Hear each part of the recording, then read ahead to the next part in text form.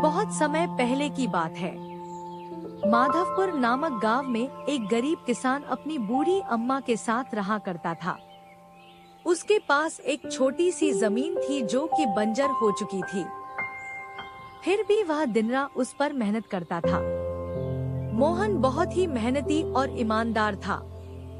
वह एक आत्मविश्वास से भरा हुआ व्यक्ति था जिसे ना हालातों से डर लगता था ना ही लोगों की बातों से। हर दिन सूरज उगने से पहले ही वह उसी आत्मविश्वास के साथ उठता और अपने खेत की ओर बढ़ता जहां सिर्फ बंजर जमीन थी, लेकिन उसके सपनों की हरियाली छिपी हुई थी। उसे यकीन था कि एक दिन उसकी मिट्टी उसे जरूर जवाब देगी, सोने जैसी फसल बनकर। ओ बेटा मोहन, तेरे लिए मैंने जमींदार से बात कर ली है। वो तुझे अपने पास काम पर रख लेंगे। तू भी जाकर उनसे एक बार बात कर ले बेटा। अब हमारे बस की बात नहीं रही। कम से कम वहां रहकर तू अपना गुजारा तो कर पाएगा। मुझे तेरा बहुत ख्याल है मोहन, इसलिए यह कदम उठाया। जाकर बात कर ले, सब ठीक हो जाएगा।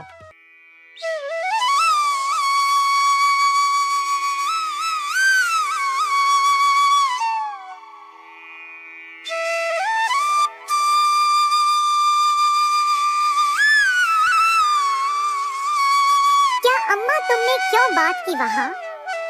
मैं नहीं जाऊंगा। हमारा खुद का खेत है तो मैं दूसरों के पास क्यों काम करने जाऊं? मैं गरीब सही मगर खुददार हूँ। मैं अपनी मिट्टी में पला हूँ, उसी में पसीना बहाऊंगा। चाहे जितनी भी मुश्किल हो अम्मा, मैं अपनी ही जमीन पर मेहनत करूंगा। किसी और की नौकरी नहीं करूंगा। अरे मोहन, उस बंजर जमीन में क्या उगाएगा तू? वो जमीन अब बिल्कुल बेकार हो गई है बेटा। ना उसमें नमी बची है ना जान। तू अपनी जिंदगी यूं ही जाया कर देगा। उस जमीन को संवारते संवारते मैं जानती हूँ तेरा हौसला बड़ा है, पर बेटा हौसले से पेट नहीं भरता। तू मेरी बात मान ले। वो जमींदार कम से कम तुझे रोज की रोटी तो देगा। अपनी जिद छोड़ दे बेटा। तू थक जाएगा पर वो जमीन कुछ नहीं देगी तुझे। अरे अम्मा, तुम बेकार में ही इतनी परेशान हो रही हो। देखना, एक दिन मैं उसी जमीन से सोना निकालूंगा। यह जमीन ही हमारी सबसे बड़ी ताकत बनेगी। मोहन खेत में काम कर ही रहा था कि तभी वहाँ पर एक आदमी आकर बोला। अरे मोहन भैया, आपको भी मानना पड़ेगा। आप फिर से इस बंजर जमीन पर मेहनत कर रहे हैं। अरे मंगेश भैया, अब क्या करें? जमीन हमसे ज्यादा मेहनत करवा रही है, पर क्या करें? धरती तो माँ समान होती है, जैसा वह चाहे वैसा ही करना पड़ता है।